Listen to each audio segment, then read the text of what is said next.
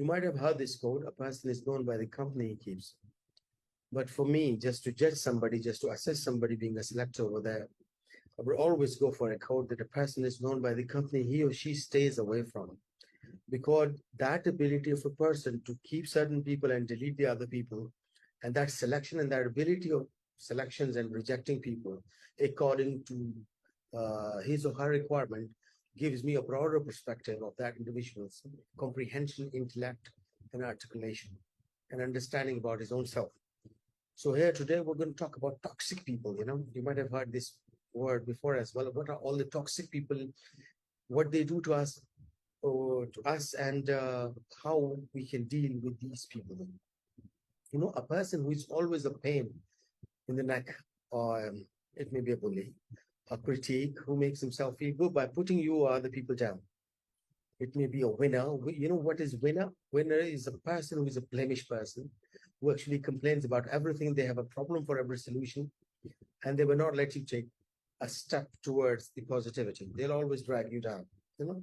They may be a taker having no real interest in you, other than what they can get from you. They're only focused on to get things out of you instead of giving you something to be of help to you. Generally a narcissist, or they could be someone who is basically just frozen in first position. First position in NLP is we call a person who is only concerned with me, mine, and myself.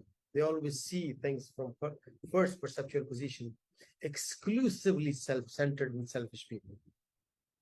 Normally, I can say. First perceptual position is I know who I am. I am me, and you are you, and we are different, and I know what I feel. This is how it feels. Now, the second position is the kind of position that we call as empathy. Empathy means that I have the ability to get myself in somebody else's position and feel what he's actually going through.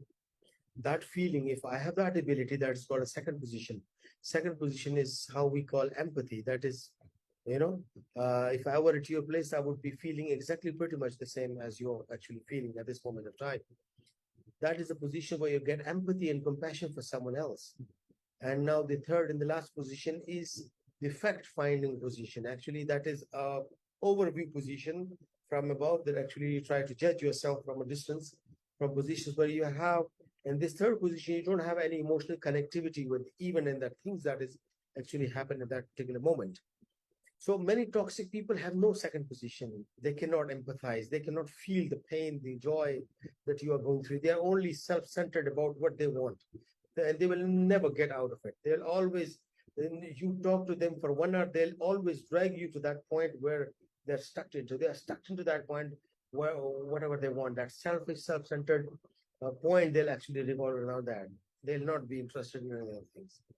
They cannot feel what it's like to be somebody else. They are not even interested in anybody else. That ability was taken away when they were little kids. And the child, during their grooming, that ability of empathizing with people was actually taken away. Why? How? That's another story that we go into it in that detail. For different people, it's different.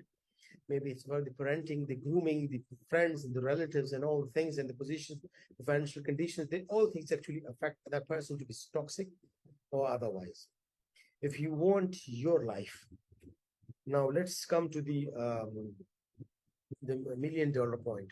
If you want to be happier in your life, if you want to be your life to be easier, if you want that you should get your goal that you had actually designed and ascertained for yourself, that you would work hard and actually go and get over goal over there.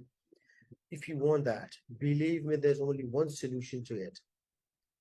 Just remove and delete all such toxic people wherever you are, whenever you can. Most difficult situation is if that toxic person is inside the family, then it becomes very difficult to define your own world and deal with it and keep that toxic person a little bit away from you.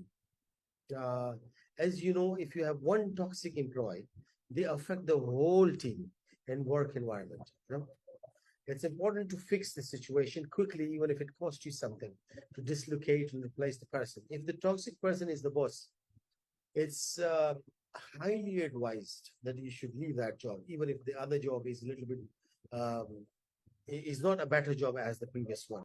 It's always better to stay away from their influence or to keep a distance of their influence. That's what I can advise you.